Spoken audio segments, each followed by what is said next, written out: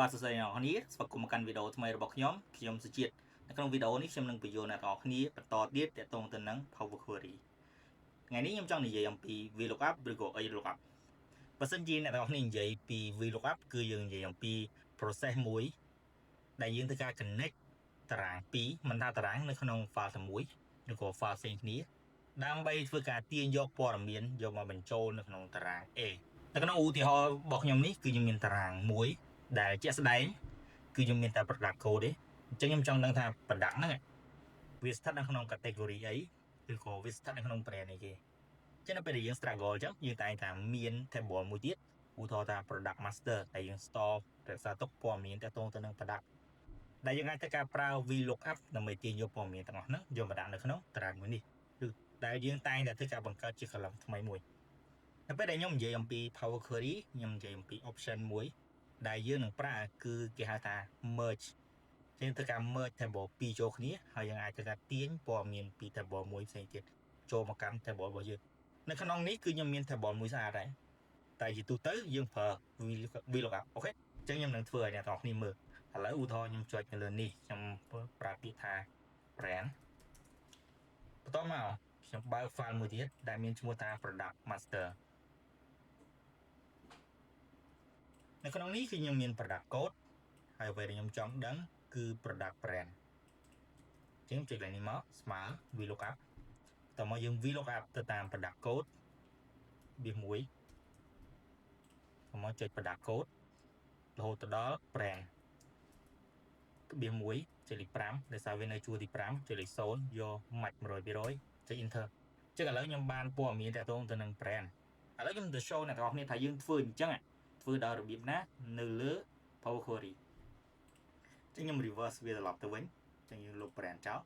តាមចូលកន្លែង data ចូលកន្លែង get data យើងមាន launching Power Query editor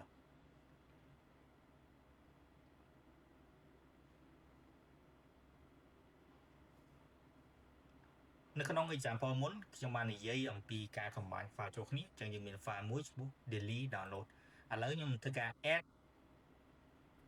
អូខេសំទោសខ្ញុំសុំធ្វើការ close អានេះមួយសិនដើម្បីកុំឲ្យមានបញ្ហាតោះមកយើងចូលកន្លែង get data ម្ដងទៀតយើងចូល launch Power Query ចឹងត្រឡប់មកកន្លែងនេះវិញខ្ញុំនឹងធ្វើការ add file product master ចូលមកក្នុង Power Query បន្ទាប់មកយើងធ្វើការ merge រួចហើយយើងបញ្ចូល brand group ចូលទៅក្នុង daily download ហើយខ្ញុំចុចលើពាក្យថា new source ខ្ញុំចុចលើ file Excel workbook តោះមកខ្ញុំចូលទៅកាន់កន្លែង document Excel training product master ខ្ញុំចុចពាក្យថា import ដល់ចាំយូរខ្ញុំយក product master ហើយចុចពាក្យថា OK ចឹងឥឡូវបើសិនខ្ញុំបិទ folder មួយនេះឥឡូវខ្ញុំឃើញមានតារាង2គឺតារាងទី1គឺ daily download និងតារាងទី2គឺ product master ដើម្បីឲ្យអ្នកនរងាយស្រួលមើលខ្ញុំធ្វើការ rename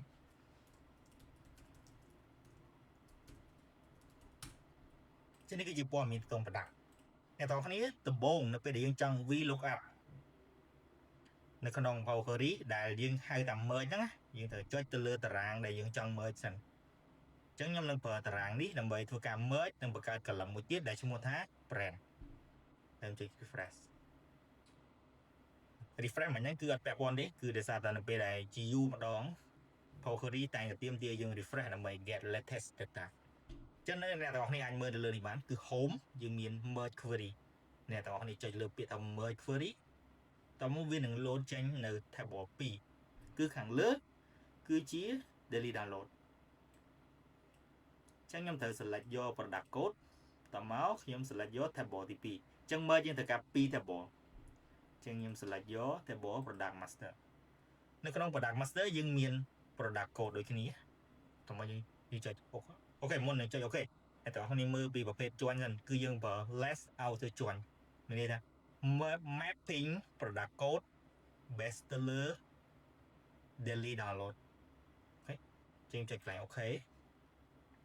តមកអ្នកទាំងអស់គ្នានឹងឃើញនៅកន្លែងកលៀតនេះវាមានសញ្ញាមួយចុចលើសញ្ញាហ្នឹងមក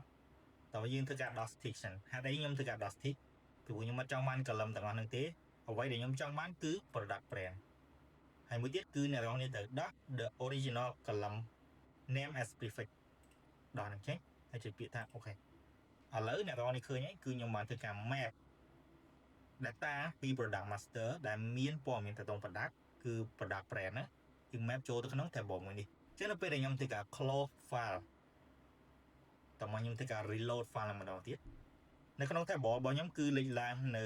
product brand ហើយនៅក្នុងនេះវាឡើងជារូបមន្តទៀតហើយមានន័យថា behind the scene Power Query ធ្វើការ merge តារាង raw data របស់ខ្ញុំ daily download របស់ខ្ញុំជាមួយនឹងតារាង product master បន្ទាប់មក map ហើយខ្ញុំទាញយកព័ត៌មាន product brand ចេញពី product master អញ្ចឹងថ្ងៃក្រោយនៅពេលដែលខ្ញុំមានព័ត៌មានផ្សេងទៀតខ្ញុំគ្រាន់តែចុច mouse ស្ដាំលើ table រួចចុចពាក្យថា refresh អញ្ចឹងខ្ញុំនឹងមានព័ត៌មានទាក់ទង daily download ហើយវានឹងធ្វើការ map automatic នៅ product brand ចូលមកក្នុង table នេះដូច្នេះនៅលើក្រោយខ្ញុំមិនចាំបាច់ចូលទៅប្រើ VLOOKUP ម្ដងទៀតទេនេះគឺជាលក្ខណៈពិសេសរបស់ Power Query ចឹងក្នុងវីដេអូបន្ទាប់ខ្ញុំនឹងបញ្យល់អ្នកនរគ្នាពីការប្រើមុខងារ append នៅលើ Power Query អរគុណសម្រាប់ការតាមដានវីដេអូមួយនេះជួបគ្នានៅវីដេអូក្រោយទៀត